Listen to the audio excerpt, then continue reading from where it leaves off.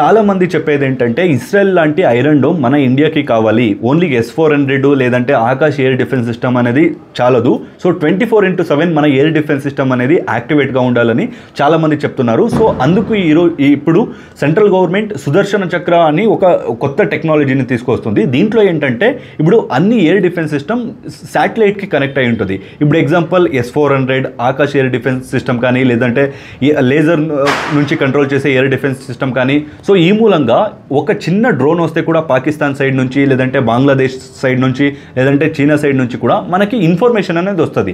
So ఇప్పుడు నార్మల్గా ఇస్రాయెల్లో ఉన్న ఎయిర్ డిఫెన్స్ సిస్టమ్కి మన భారత్లో ఉన్న ఎయిర్ డిఫెన్స్ సిస్టమ్కి డిఫరెన్స్ ఏంటి అని చూద్దాం. సో ఫస్ట్ ఇస్రాయెల్లో ఉన్న ఎయిర్ డిఫెన్స్ సిస్టమ్ 24/7 యాక్టివేట్గా ఉంటుంది. దాని పేరు వచ్చేసి ఐరన్ డోమ్. వాళ్ళది ఎందుకు 24/7 యాక్టివేట్గా ఉంటుందంటే ఇప్పుడు సహజంగా వాళ్ళకి శత్రువులు ఎక్కువ. అటు సైడ్ బలూచిస్తాన్ కాదు, హిజ్బుల్లా ఉన్నారు, ఇటు సైడ్ హమాస్ ఉన్నారు, ఇటు సైడ్ షిరియా వాళ్ళు ఉన్నారు. సో ఎక్కడి నుంచి మిసైల్స్ వస్తాయో వాళ్ళకి చెప్పడానికి అవ్వదు. సో అందుకే వాళ్ళ ఐరన్ డోమ్ అనేది 24/7 యాక్టివేట్ ఉంటుంది. అయితే మన ఇండియాలో అలా కాదు, నార్మల్గా ఒక 10 to 20% అంతే యాక్టివేట్గా ఉంటుంది. అయితే ఎప్పుడు యుద్ధం అయ్యే సిచ్యువేషన్ ఉంటుందో, లేదంటే ఇండియాలో ఐ అలర్ట్, ఇప్పుడు ఎగ్జాంపుల్ రామ్ మందిర్ ఓపెనింగ్, లేదంటే G20 సబ్మిట్, లేదంటే ఏదైనా రిపబ్లిక్ డే, అంటే ఎప్పుడు ఇండియాలో ఒక అటాక్ చేసే ఛాన్సెస్ ఉంటుందో అప్పుడు మాత్రం ఈ ఎయిర్ డిఫెన్స్ సిస్టమ్ని ఫుల్లీ యాక్టివేట్గా పెడతారు శత్రు దేశం దగ్గర, అంటే బార్డర్స్లో. మేజర్గా చూసుకున్నదైతే ఎయిర్ డిఫెన్స్ సిస్టంలో 2 మన ఇండియాలో ఉన్నది S-400. ఇది లేటెస్ట్, ఇది డెవలప్ చేసింది రష్యా వాళ్ళు.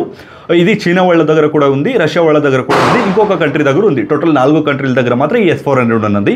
సో దీని స్పెషాలిటీ ఏంటంటే 400 కిలోమీటర్స్ బ్యాక్, అంటే పాకిస్తాన్ వాళ్ళు ఏమైనా మిసైల్ వేస్తే 400 కిలోమీటర్స్ వెనక్కే దాన్ని డిటెక్ట్ చేసి దాన్ని ఎయిర్లోనే డిస్ట్రాయ్ చేస్తుంది. సో ఇది S-400 స్పెషాలిటీ. అండ్ ఇంకొకటి వచ్చేసి ఆకాశ్ ఎయిర్ డిఫెన్స్ సిస్టమ్. దీన్ని మన ఇండియన్స్ డెవలప్ చేసింది, DRDO వాళ్ళు. దీని స్పెషల్ ఏంటంటే అట్ ఏ టైం 4 టార్గెట్ని 360 డిగ్రీ ఎక్కడి నుంచి అయినా వస్తే కూడా కొట్టేస్తుంది. దీని రేంజ్ ఎంత?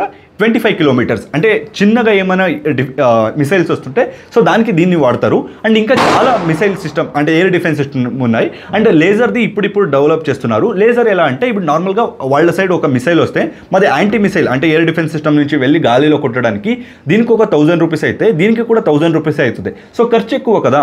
సో దానికి లేజర్, నార్మల్ ఇంటి దగ్గర ఉంటుంది కదా లేజర్, దాన్ని ఫుల్ కాన్సన్ట్రేషన్ హై హీట్లో వదలడం వల్ల ఇది గాలిలోనే పేలిపోద్ది. సో దీన్ని లేజర్ని ఒక 100 రూపీస్లో కంప్లీట్ చేసేయచ్చు. సో ఇవన్నీ కూడా ఇప్పుడు ఏం సుదర్శన చక్రాన్ని కొత్తగా మోడల్ టెక్నాలజీ వస్తున్నారో అది శాటిలైట్కి కనెక్ట్ అయి ఉంటుంది. సో ఇప్పుడు ఆకాశ్ కానీ, S-400 కానీ, లేజర్ది కానీ అన్నీ కూడా కనెక్ట్ అయ్యడం వల్ల ఒక చిన్న డ్రోన్ వస్తే కూడా తెలుస్తుంది. అండ్ ఇప్పుడు నార్మల్గా చిన్న డ్రోన్కి S-400 అవసరం లేదు, ఒక చిన్న లేజర్ వదిలితే కూడా అది డిస్ట్రాయ్ చేయొచ్చు. సో ఈ మూలంగా బంగ్లాదేశ్ నుంచి ఎవరైనా గన్స్ పంపిస్తే డ్రోన్లో, లేదంటే ఏమైనా డ్రగ్స్ పంపిస్తే దీన్నంతా కూడా మేము ఒక అబ్జర్వేషన్లో పెట్టచ్చు. కంప్లీట్ ఇండియా 24/7 యాక్టివేట్గా ఉంటుంది ఎయిర్ డిఫెన్స్ సిస్టమ్ అనేది, మళ్ళీ సెక్యూర్గా ఉంటుంది. ఈ ఎయిర్ డిఫెన్స్ సిస్టమ్ ఎందుకు ఇంత ఇంపార్టెంట్ అంటే ఇప్పుడు మన దగ్గర బ్రహ్మోస్ ఉండని, లేదంటే అగ్ని మిసైల్స్ ఉండని, లేదంటే అస్త్రా ఉండని, ఏమైనా ఉంటే కూడా వాళ్ళ సైడ్ మేము 1000 మెంబర్స్ 2000 మెంబర్స్ని చంపొచ్చు. అయితే మా సైడు 100 మెంబర్స్ కూడా చావకూడదు.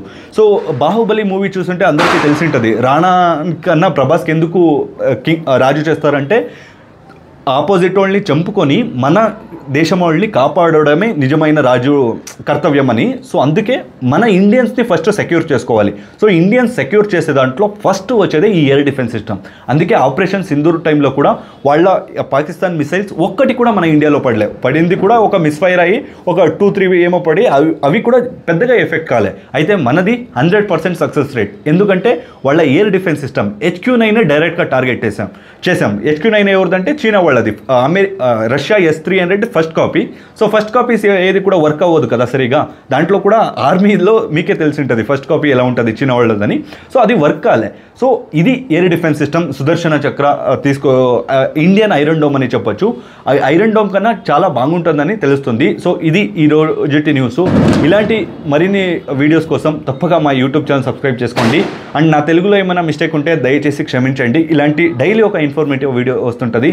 సో దయచేసి ఈ ఛానల్ని సబ్స్క్రైబ్ చేసుకోండి. ధన్యవాదాలు.